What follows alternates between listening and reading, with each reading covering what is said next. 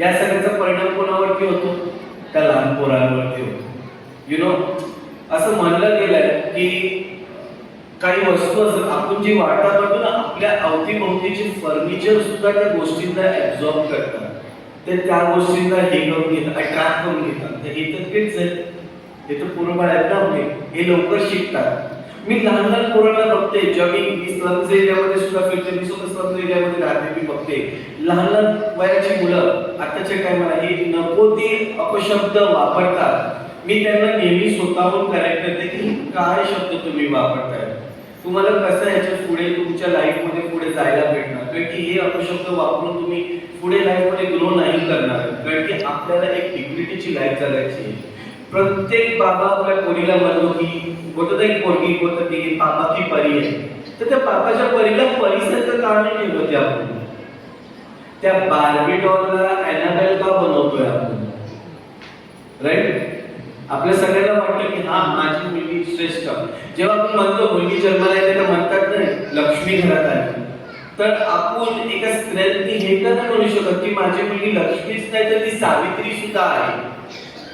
ती शिक्षण घेऊन ती पुढे जाऊ शकते, ती इतर ज्या नावाजलेल्या स्त्री आहेत त्यांच्यासाठी ती पुढे जाऊ शकते. तर आपल्याला कुठे ते स्टेप घेतला पाहिजे. बरेचसे बाबा आम्ही आईकडे कमी झाले, बाबांकडे जास्त येणार का? कारण की ते कुठे आपले बाबा एका आपल्या पोरीचा खूप चांगला मित्र असतो, एक चांगला गाईड असतो, राईट? तर नेहमी बरेचसे बाबा काय करतात, आंध्रची पुढे आलं तो चुना चालू झाला, बनाइले खैनी खायले खैनी और करते जिंदगी का उपवास, राइट?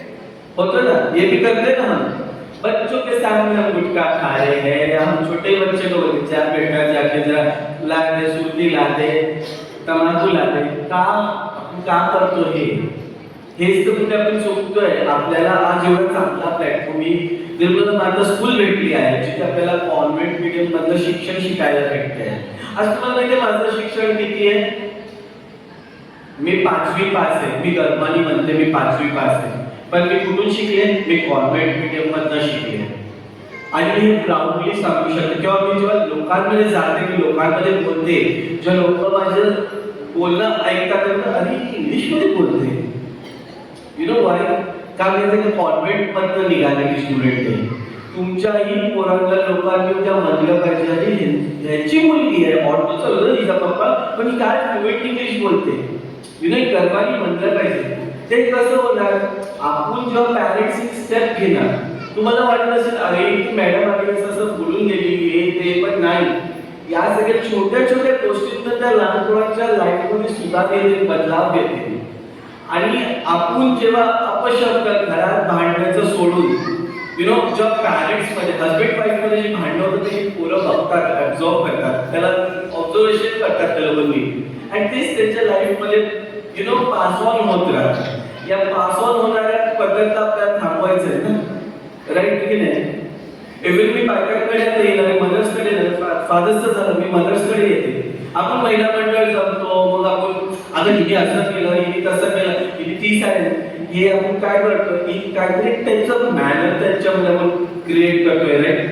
हे मॅनर्स न क्रिएट करता त्यांच्यामध्ये एज्युकेशनल मॅनर आपल्याला यु नो डेव्हलप करायचं. तुम्ही त्यांना एका एजमध्ये मॅनेजमेंट हायजीनच्या बद्दल बोला ना, मॅनेजमेंट हायजीन काय आहे याच्याबद्दल शिक्षण घ्या. बरेचसे त्यांना मी स्वतः बघितलं पॅरेंट्स मॅनेजमेंट हायजीन बद्दल सांगत नाही आणि त्या पोरांना माहित नसतं, आणि तुम्ही त्याला असतात सेक्स एज्युकेशनच्या बद्दल कोणीच बोलत नाही. एखादा लव्ह किसिंग सीन आला टीव्हीवर तर टीव्ही बंद करायची का? ते नॅचरल आहे, ते येणाऱ्या टाइममध्ये. आज जर तुम्ही सेक्स एज्युकेशनच्या बद्दल जर किड्स बरोबर बोलणार नाही, त्यांना उद्या कळणार कसं? गुड टच बॅड टचच्या बद्दल शाळेत शिकवलं जाणार आहे, ह्याच्या पुढचं काय? बघा आज माझ्या एका एज मध्ये मला कळालं की माझ्यामध्ये फेमिनिझम होता, तर मी एक स्टेप घेऊन पुढे निघाला आणि मी माझा फेमिनिज्म लाइफ जर्नी जगते हैं. मैं मेरा फेमिनिज्म लाइफ जर्नी मैं जी रही हूँ उसे. बट आज हम हमारे बच्चों के दोस्त ही नहीं बनेंगे तो हमारे बच्चों के मन में क्या तकलीफ है, क्या दर्द है, हम उसे कैसे जानेंगे? त्यांच्या मनात पण त्रास असतो, स्ट्रेस असतो, पण ते लवकर नाही, आपल्याला पॅरेंट्स आपण आहेत त्यांचे कितने टाइम पूरा आपल्याला घाबरत नाही, मम्मी बोलेगी तो मम्मी को पता चल तो मम्मी मारेगी, पापा को पता चला तो पापा मारेगा का? आपण एका टाइमला त्यांचे फ्रेंड पण बनू शकतो ना, त्यांच्याशी कॉन्टॅक्ट, एक स्ट्रॉंग बॉन्डिंग ठेवायची.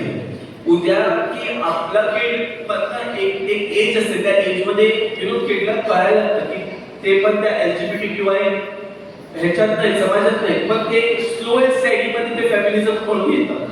पण आपल्या फॅमिलीतने एक स्ट्रॉंग व्यक्ती असणार, तो सपोर्ट देणार, तेव्हा त्या किडला पुढे जायची व्यक्ती हे संधी भेटणार. बरेचसे मी एका मुद्द्यावर तुमच्याशी बोलतो की बऱ्याचशा टायमाला आमच्या ट्रान्सजेंडर्स कम्युनिटीला फॅमिलीचा सपोर्ट नाही भेटला, म्हणून आज आम्ही सिग्नल आणि ट्रेन्स मध्ये तुम्हाला दिसतो. तुम्ही म्हणतात ना, बऱ्याचशा टायमाला तुम्ही बघतात की ट्रान्सजेंडर कम्युनिटीचे लोक, किन्नर समाजातल्या लोकांना तुम्ही बघितलं असतील की सिग्नलला मागतात, तुमच्याच वसईमधल्या सिग्नलला बघितलं असेल, ट्रेन मध्ये बघितलं असेल, राईट? का आज ट्रान्सजेंडर्स का सिग्नलला नाही बोललाय? कारण की हा जो एज आहे, एक 11, 12, 10 वर्षाचा तो जो एज आहे, त्या एज मध्ये जेव्हा त्या बाळाला कळतं की त्याचा फॅमिलिझम असा आहे, त्या टाइमाला त्याच्या सपोर्ट मध्ये कोण नसतं, भीती असते. अरे मम्मी क्या बोलेगी, मम्मी क्या बोलेगी, मम्मीने सपोर्ट करना चाहिए, पापाने सपोर्ट करना चाहिए. आम्ही विचारलो तर सोसायटी काय बोलणार आहे? आम्ही त्या बाळाला जन्म दिलाय, सोसायटीने तर नाही दिलंय. सोसायटी फक्त टॅग देण्यासाठी आहे.